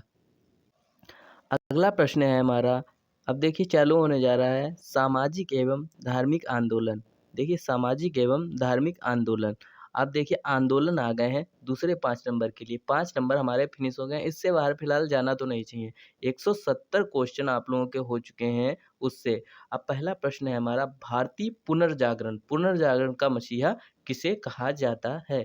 तो पुनर्जागरण का जो मसीहा कहा जाता है, राजा राम मोहन राय को कहा जाता है। राजा राम मोहन राय ने जो है ब्रह्म समाज की स्थापना की, लेकिन कब की? तो 1828 ईस्वी में ब्रह्म समाज की स्थापना की। अगला प्रश्न है हमारा, किसके अनुयायियों को जो है यंग बंगाल कहा जाता था? तो यंग बंगाल किसके अनुयायियों को कहा जाता था? तो Henry Vivian Derozio, Henry Vivian Derozio, Henry Vivian Derozio. देखिए सत्यार्थ प्रकाश, सत्यार्थ प्रकाश किसकी कृति है? तो स्वामी विवेकानंद की, स्वामी विवेकानंद की। अगला प्रश्न है हमारा, वेदों की ओर चलो। देखिए बहुत इंपॉर्टेंट क्वेश्चन है, वेदों की ओर चलो नारा किसका था? तो स्वामी दयानंद सरस्वती, स्वामी दयानंद सरस्वती का नारा था वेदों की ओर चलो, वेदों की ओर चलो। अगला प्रश्न है हमारा, अब देखिए इससे सारे इंपॉर्टेंट क्वेश्चन फंस जाएंगे आप लोगों के। भारतीय राष्ट्रीय कांग्रेस से, भारतीय राष्ट्रीय कांग्रेस की स्थापना 1825 ईस्वी में किसने की? तो A.O. ह्यूम ने की। और जो है प्रथम अध्यक्ष कौन थे? व्योमेश चंद्र बनर्जी थे, व्योमेश चंद्र बनर्जी थे। राष्ट्रीय कांग्रेस के प्रथम अध्यक्ष व्योमेश चंद्र बनर्जी। अगला प्रश्न है हमारा, भारतीय राष्ट्रीय कांग्रेस की स्थापना कहाँ हुई? तो बम्बई में हुई थी, बम्बई में हुई थी। अगला प्रश्न है हमारा, राष्ट्रवाद की भावना प्रचार के लिए गणपति एवं शिवाजी, देखिए गणपति एवं शिवाजी उत्सव किसने प्रारंभ किया? तो बाल गंगाधर तिलक ने, बाल गंगाधर तिलक ने जो है शिवाजी और गणपति उत्सव जो है प्रारंभ किया। अगला प्रश्न है हमारा, निम्न में से लाल पाल बाल का संबंध किससे नहीं है? देखिए उग्रवादी दल के नेता थे लाल बाल पाल। लाल से लाला लाजपत राय, पाल से, बाल से हो जाएगा हमारा बाल गंगाधर तिलक। और जो है हमारा किससे, और देखिए बिपिन चंद्र पाल हो जाएंगे हमारे पाल से। और जो इसका सही उत्तर हो जाएगा लाला लाजपत राय। सही, देखिए इसमें पूछ रहा है सही नहीं है, तो ये हो जाएगा गोपाल कृष्ण गोखले, गोपाल कृष्ण गोखले। अगला प्रश्न है हमारा, किस वायसराय ने जो है बंगाल का विभाजन किया? 1905 में जो है बंगाल का विभाजन किया था, 1905 ईस्वी में बंगाल का विभाजन किया था करजन ने। करजन ने जो है विभाजन किया था। और जो है द्वैध शासन किसने हटाया था? तो करजन ने ही हटाया था। अगला प्रश्न है हमारा, बंगाल विभाजन की घोषणा किस दिन को हुई थी? तो यह सबसे इम्पोर्टेंट क्वेश्चन है, यह आप लोगों को याद रखना है। 16 अक्टूबर 1905 को लागू हुई थी, 16 अक्टूबर 1905 को लागू हुई थी। बढ़ते हैं हम लोग अपने अगले प्रश्न की तरफ। स्वदेशी एवं राजस्व की मांग, स्वदेशी एवं राजस्व की मांग। तो स्वदेशी एवं बहिष्कार आंदोलन का संबंध किससे है? स्वदेशी एवं बहिष्कार आंदोलन का संबंध किससे है? बंगाल विभाजन से। स्वदेशी आंदोलन जो चलाया गया था बंगाल विभाजन के विरुद्ध चलाया गया था। अगला है, मित्रवेला संस्था के संपादक कौन है, संस्थापक कौन है? तो B D Savarkar, B D. Savarkar जो है मित्र मेला संस्था के संस्थापक थे। अगला प्रश्न है हमारा, अभिनव भारती नामक क्रांतिकारी संगठन की स्थापना किसने की? अभिनव भारती जो है क्रांतिकारी संगठन, उसकी स्थापना किसने की? तो उसकी स्थापना जो है बी.डी. सावरकर ने की। मित्र जो है भारत का मित्र, ऐसे आप लोग याद रखिएगा, भारत का मित्र जो है उसकी स्थापना किसने की? बी.डी. सावरकर ने। अगला प्रश्न है हमारा, किस क्रांतिकारी को जो है मुजफ्फरनगर के जज पर जिसने जो है बम फेंक दिया था, उस पर जो है आरोप लगा करके उसे फांसी दे दी गई थी? तो खुदीराम बोस जी को, महान जो है खुदीराम बोस जी को। अगला प्रश्न है हमारा, दादा भाई नौरोजी ने जो है किस वर्ष किस अधिवेशन में स्वराज की मांग की? सर्वप्रथम जो है स्वराज की मांग किसने की थी? तो दादा भाई नौरोजी ने, दादा भाई नौरोजी ने। अब जो है इसका सही उत्तर हो जाएगा 1900, कलकत्ता अधिवेशन 1906 में जो है, कलकत्ता में 1906 में जो है कहा था। अगला प्रश्न है हमारा, कांग्रेस का प्रथम विभाजन किस अधिवेशन में हुआ? कांग्रेस का प्रथम विभाजन किस अधिवेशन में हुआ? इसका सही उत्तर हो जाएगा सूरत 1907 ईस्वी में। अगला प्रश्न है हमारा, मुस्लिम लीग की स्थापना कब की गई? मुस्लिम लीग की स्थापना कब की गई? तो मुस्लिम लीग की स्थापना जो हमारी 1906 ईस्वी में की गई, 1906 ईस्वी में की गई थी। और कांग्रेस का प्रथम विभाजन कब हुआ था? तो सूरत में 1907 में हुआ था, सूरत में 1907 में हुआ था। अगला प्रश्न है हमारा, विदेश में सर्वप्रथम जो ध्वज फहराने का श्रेय किसे दिया जाता था?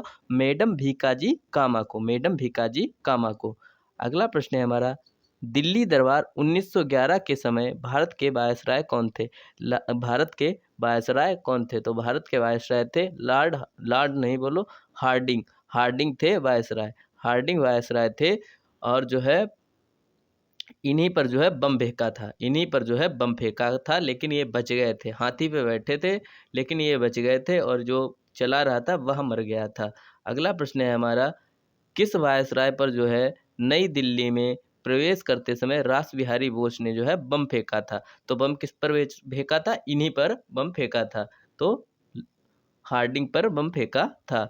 अगला प्रश्न है हमारा, सैन फ्रांसिस्को में गदर पार्टी की स्थापना किसने की थी?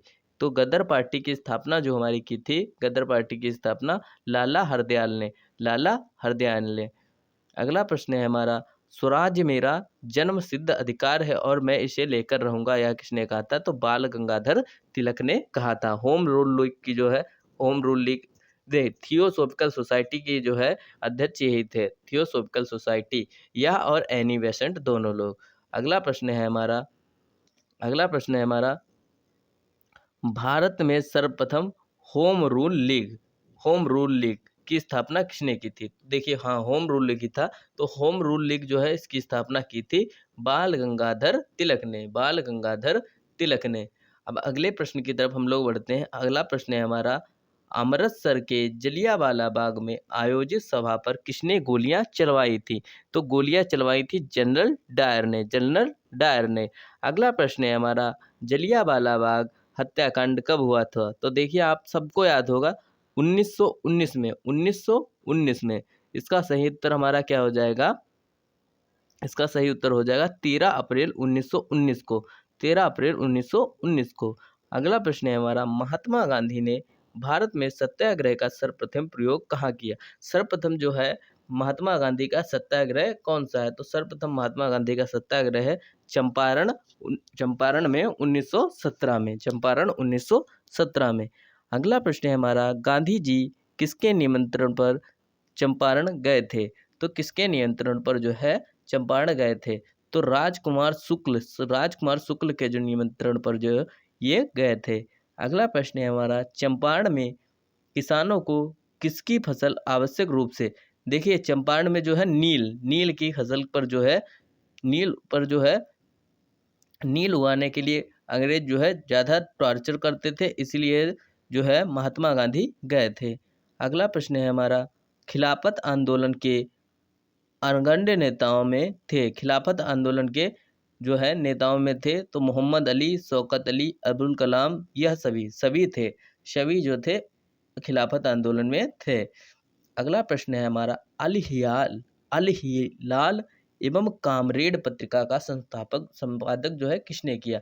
तो इसका संपादन किसने किया? अबुल कलाम आज़ाद, जो कि सबसे कम उम्र के, सबसे कम उम्र के जो है कांग्रेस पार्टी के अध्यक्ष रह चुके थे। अगला प्रश्न है हमारा, मोपाला विद्रोह 1921 में कहाँ हुआ था? मोपाला विद्रोह 1921 में कहाँ हुआ था? केरल में, केरल में मोपाला विद्रोह हुआ था। अगला प्रश्न है हमारा, असहयोग आंदोलन कब प्रारंभ हुआ? तो असहयोग आंदोलन कब प्रारंभ हुआ? 1920 ईस्वी में असहयोग आंदोलन प्रारंभ हुआ। बढ़ते हैं हम लोग अपने अगले प्रश्न की तरफ। किस घटना के कारण 1922 ईस्वी में असहयोग आंदोलन को स्थगित कर दिया गया? असहयोग आंदोलन को स्थगित कर दिया गया। तो यह जो है चोरी चारा कांड, इसमें जो है कुछ पुलिस वाले मर गए थे, तो जो है महात्मा गांधी ने असहयोग आंदोलन रोक दिया था। अगला प्रश्न है हमारा, प्रिंस ऑफ वेल्स भारत कब आए थे? प्रिंस ऑफ वेल्स भारत कब आए थे? तो यह भारत आए थे अप्रैल 1921 ईस्वी में, अप्रैल 1921 में। अगला प्रश्न है हमारा, स्वराज्य पार्टी की स्थापना कब की गई? स्वराज्य पार्टी की स्थापना कब की गई? तो स्वराज्य पार्टी की स्थापना जो है, स्वराज्य पार्टी की स्थापना 1923 ईस्वी में की गई। और स्वराज्य पार्टी के संस्थापक कौन थे? तो दो लोग थे, मोतीलाल नेहरू एवं चित्तरंजन दास। मोतीलाल नेहरू एवं चित्तरंजन दास। चित्तरंजन दास कौन है? तो यह स्वामी विवेकानंद के जो है आध्यात्मिक गुरु थे, आध्यात्मिक गुरु थे। अगला प्रश्न है हमारा, बलसांड सत्याग्रह 1923 से 24 का नेतृत्व किसने किया? बलसांड सत्याग्रह जो है इसका नेतृत्व किसने किया? तो इसका नेतृत्व जो है वल्लभ भाई पटेल ने किया, वल्लभ भाई पटेल ने किया। इन्होंने ही जो है सभी राज्यों को एकजुट किया था, इन्होंने ही जो है सभी राज्यों को एकजुट किया था। अगला प्रश्न है हमारा, किस राष्ट्रवादी नेता को स्वराज्य पार्टी के सदस्य 1925 में सेंट्रल लेजिस्लेटिव असेंबली का अध्यक्ष बनाने में सफल रहे? अध्यक्ष बनाने में सफल रहे। तो इसका सही उत्तर हो जाएगा विट्ठल भाई पटेल। विट्ठल भाई पटेल को अध्यक्ष बनाया था। अगला प्रश्न है हमारा अगला प्रश्न है हमारा, क्रांतिकारी एवं आंदोलन उग्र राष्ट्रवाद का उदय चालू हो जाता है। अब ठीक है, तो इसका पहला क्वेश्चन है, हिंदुस्तान सोशलिस्ट रिपब्लिकेशन एसोसिएशन की जो स्थापना है यह किसने की थी? तो चंद्रशेखर आजाद ने की थी। कब की थी? तो यह की थी हमारे 1928 दिल्ली में, 1928 दिल्ली में। अब अगला आ जाता है काकोरी कांड। काकोरी कांड, देखिए चोरी चोरा कांड अलग है, काकोरी कांड अलग है। काकोरी कांड में क्या हुआ था, ट्रेन जो हथियारों से भरी थी उसे मास्टर जो है मास्टर सूर्यसेन ने लूटा था। तो कब लूटा था, कब लूटा था इसे? तो 9 अगस्त 1925 को लूटा था। अगला है हमारा, साइमन कस्मिन का गठन कब हुआ? साइमन कस्मिन का गठन कब हुआ? तो साइमन कस्मिन का गठन, देखिए गठन पूछा है तो हुआ था 1927 में, लेकिन आया कब था? 1928 में भारत आया था। बढ़ते हैं हम लोग अगले प्रश्न की तरफ। अगला प्रश्न है हमारा, साइमन कस्मिन के बहिष्कार के दौरान जो है लाठीचार्ज हुआ था, उसमें किस नेता की मृत्यु हो गई थी? तो लाला लाजपत राय की जो है लाठी मार करके हत्या कर दी गई थी। अगला प्रश्न है हमारा, भारतीय कम्युनिस्ट पार्टी की स्थापना कब हुई? भारतीय कम्युनिस्ट पार्टी जो है उसकी स्थापना कब हुई? तो 1925 ईस्वी में भारतीय कम्युनिस्ट पार्टी की स्थापना हुई। बढ़ते हैं हम लोग अपने अगले प्रश्न की तरफ। हिंदू महासभा की स्थापना कब हुई? देखिए हिंदू महासभा की जो स्थापना है 1915 में, 1915 में। भारतीय कम्युनिस्ट पार्टी 1925 और हिंदू महासभा 1915। अगला प्रश्न है हमारा, भगत सिंह को फांसी कब दी गई? देखिए भगत सिंह को फांसी कब दी गई? तो भगत सिंह को जो फांसी है 23 मार्च 1931 को दी गई, 23 मार्च 1931 को दी गई। अब देखिए चटगांव सत्याग्रह डकैती यह वही है जिसमें जो है मास्टर सूर्यसेन ने जो है डकैती की थी, जिसमें जो है हथियार से भरी ट्रेन जा रही थी, उसे लूट लिया था। अगला है हमारा, इंकलाब जिंदाबाद का नारा किसने दिया? इंकलाब जिंदाबाद का नारा किसने दिया? भगत सिंह ने दिया, भगत सिंह ने दिया। अगला प्रश्न है हमारा, 1929 ईस्वी में कांग्रेस के कहाँ आयोजित अधिवेशन में पूर्ण स्वराज की मांग हुई? पूर्ण स्वराज की मांग हुई किसने की? तो जवाहरलाल नेहरू ने की थी 1929 लाहौर अधिवेशन में। अगला प्रश्न है हमारा, 1929 ईस्वी के कांग्रेस के लाहौर अधिवेशन की अध्यक्षता किसने की? कांग्रेस के अधिवेशन की जो है अध्यक्षता किसने की? तो जवाहरलाल नेहरू ने की थी, जवाहरलाल नेहरू ने की थी। अगला प्रश्न है, अब आ जाता है सविनय अवज्ञा आंदोलन। तो नमक सत्याग्रह कब प्रारंभ हुआ? नमक सत्याग्रह यानी कि दांडी यात्रा कब प्रारंभ हुई थी? तो दांडी यात्रा कब प्रारंभ हुई थी? तो इसका सही उत्तर हो जाएगा हमारा 12 मार्च 1930, 12 मार्च 1930। या कब पहुंच गए थे? 6 अप्रैल 1930 को पहुंच गए थे। 6 अप्रैल 1930 को पहुंच गए थे। टोटल कितने दिन लगे थे? तो 24 दिन लगे थे। अगला प्रश्न है हमारा, नमक सत्याग्रह की शुरुआत कहाँ से हुई? तो दांडी से। दांडी से जो है इसकी शुरुआत हुई। देखिए, नहीं, साबरमती से हुई थी और दांडी ने पहुंचना था। साबरमती से हुई थी, दांडी ने पहुंचना था। बढ़ते हैं हम लोग अपने अगले प्रश्न की तरफ। अगला प्रश्न है हमारा, लाल कुर्ती दल का गठन किसने किया? लाल कुर्ती दल का गठन जो है खान अब्दुल गफ्फार खान ने किया। लाल कुर्ती गठन का गठन खान अब्दुल गफ्फार ने किया। अगला प्रश्न है हमारा, सीमांत गांधी किसे कहा जाता था? तो सीमांत गांधी भी इन्हें ही कहा जाता था, खान अब्दुल गफ्फार खान को। खान अब्दुल गफ्फार खान को। अगला प्रश्न है हमारा, गांधी इरविन समझौता कब हुआ? गांधी इरविन समझौता कब हुआ? तो गांधी इरविन समझौता जो है 5 मार्च 1931 को हुआ। अब अगला प्रश्न है हमारा, गोलमेज जो सम्मेलन थे, गोलमेज सम्मेलन क्यों आयोजित किए जाते थे? तो क्यों आयोजित किए जाते थे? तो इसका जो सही उत्तर हो जाता है, साइमन कश्मीर की जो संस्कृतियाँ थीं उस पर विचार के लिए। देखिए, अंग्रेज इतने तो सभ्य थे नहीं जो हमारी स्वतंत्रता के लिए जो है गोलमेज सम्मेलन आयोजित करें। लंदन में आयोजित होते थे। अगला प्रश्न है हमारा, गोलमेज सम्मेलन कहाँ आयोजित होते थे? लंदन में आयोजित होते थे। अगला प्रश्न देखिए, अब आ जाता है आज़ाद हिंद फौज, यानी कि नेताजी सुभाष चंद्र, तुम मुझे खून दो मैं तुम्हें आज़ादी दूंगा, ये नारे किसने दिए थे? सुभाष चंद्र बोस ने। करो या मरो का नारा, करो या मरो का नारा दिया था महात्मा गांधी ने। करो या मरो का नारा महात्मा गांधी ने। अगला प्रश्न है हमारा, फॉरवर्ड ब्लॉक का गठन 1939 में किसने किया था? फॉरवर्ड ब्लॉक का गठन किसने किया था? तो फॉरवर्ड ब्लॉक का जो गठन है कैप्टन मोहन सिंह ने, देखिए, हिंदू एसोसिएशन की किया था कैप्टन मोहन सिंह ने, और फॉरवर्ड ब्लॉक तो सुभाष चंद्र बोस ने। अगला प्रश्न है हमारा, सुभाष चंद्र बोस ने जो है अंडमान द्वीप को क्या कहा? अंडमान द्वीप को क्या कहा? तो इन्होंने जो है अंडमान द्वीप को कहा था शहीद द्वीप अंडमान द्वीप को कहा था। आज़ाद हिंद फौज में जो है कौन से ब्रिगेड थे? तो सुभाष ब्रिगेड था, गांधी ब्रिगेड था, नेहरू ब्रिगेड था, ये सभी, यानी कि डी हमारा बिल्कुल करेक्ट हो जाएगा। बढ़ते हैं अपने अगले प्रश्न की तरफ। अगला प्रश्न है हमारा, सुभाष चंद्र बोस ने जो है निकोबार द्वीप को क्या कहा? निकोबार द्वीप को क्या कहा? तो इन्होंने निकोबार द्वीप को स्वराज द्वीप कहा। अगला प्रश्न है हमारा, महात्मा गांधी को सर्वप्रथम राष्ट्रपिता किसने कहा? महात्मा गांधी को सर्वप्रथम राष्ट्रपिता किसने कहा? तो सर्वप्रथम जो है राष्ट्रपिता इनको कहा था सुभाष चंद्र बोस ने। अगला प्रश्न है हमारा, वर्ष 1945 में दिल्ली में हुए आज़ाद हिंद फौज के मुकाबले के पक्ष में कौन से वकील शामिल हुए थे? जो वो हुआ था मुकदमा, उसमें जो था तो भूलाभाई देसाई जो थे वकील थे। अगला प्रश्न है हमारा, 1773 ईस्वी में पारित किए गए एक्ट को सामान्यतः किस नाम से 1773 में जो एक्ट पारित हुआ उसे किस नाम से जाना जाता है? तो रेगुलेटिंग एक्ट के नाम से जाना जाता है। अगला प्रश्न है हमारा, ईस्ट इंडिया कंपनी ने किस वर्ष जो है कलकत्ता में सर्वोच्च न्यायालय की स्थापना की? यह भी वेरी इंपॉर्टेंट क्वेश्चन है, 2021 में पूछा जा चुका है।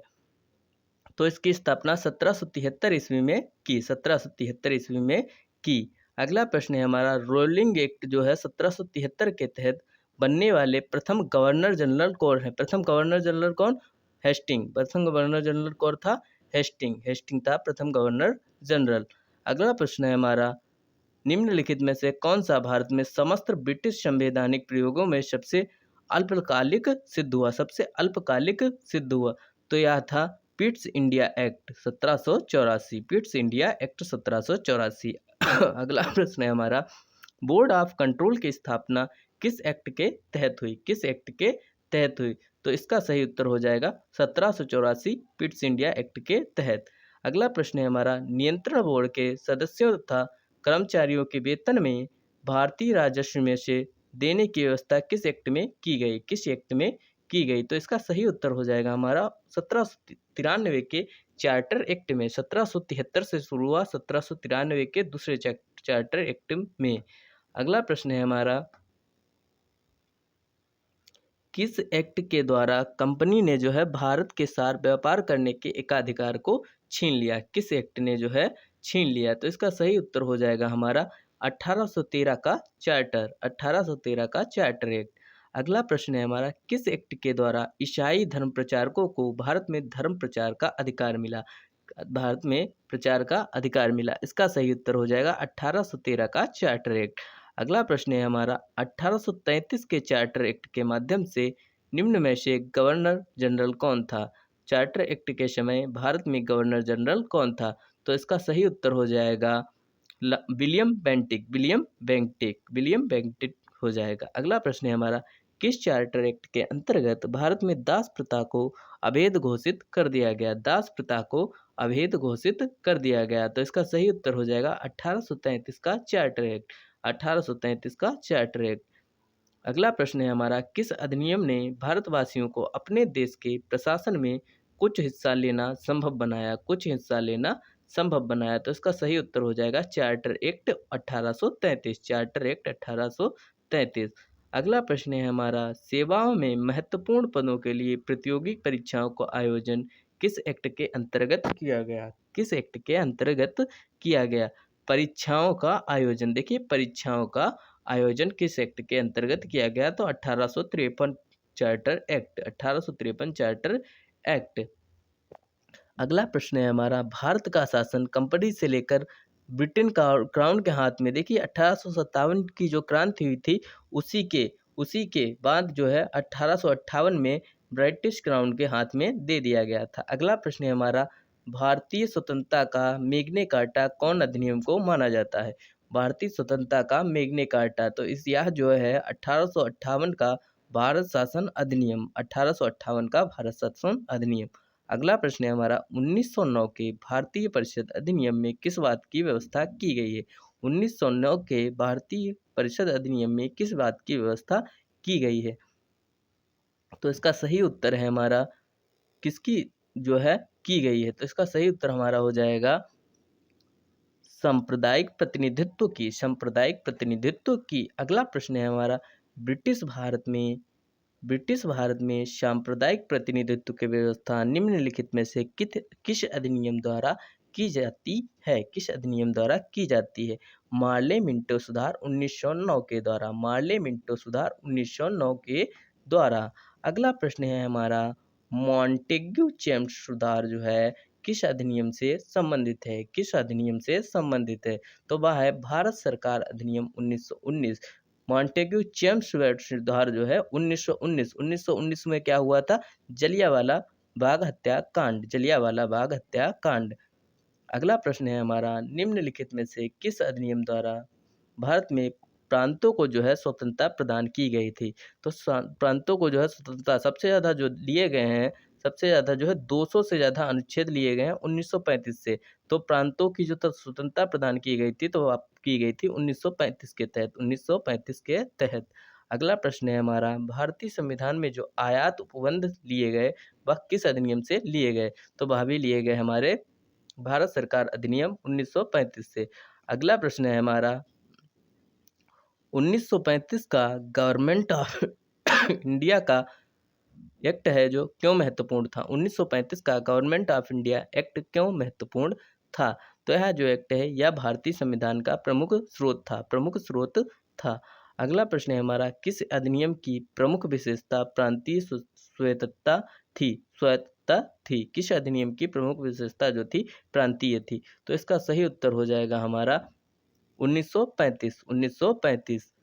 अगला प्रश्न है हमारा, भारत में जो स्वशासन अधिनियम 1935 द्वारा स्थापित संघ में जो अवशिष्ट शक्तियां किसे दी गई हैं? संघ में जो अवशिष्ट शक्तियां हैं किसे दी गई हैं? तो उस समय जो सबसे बड़ा पद था गवर्नर जनरल, तो गवर्नर जनरल को दी गई हैं, गवर्नर जनरल को दी गई हैं। अगला प्रश्न है हमारा, भारत के संविधान में केंद्र और राज्य के बीच किया गया शक्तियों का जो विभाजन है, इनमें से किस उल्लेखित योजना पर आधारित है? किस उल्लेखित योजना पर आधारित है? तो भारत सरकार अधिनियम पर आधारित है, भारत सरकार अधिनियम पर आधारित है।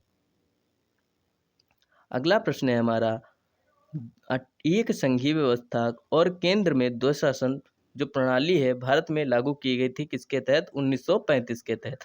अगला प्रश्न है हमारा, भारत में संघीय न्यायालय की रचना समर्थन निम्नलिखित में से किस अधिनियम आयोग द्वारा? तो 1935, सारे 1935, 1935 यह है किस अधिनियम के फलस्वरूप जो है 12वां भारत से अलग हुआ? तो 1935, गवर्नमेंट ऑफ इंडिया 1935।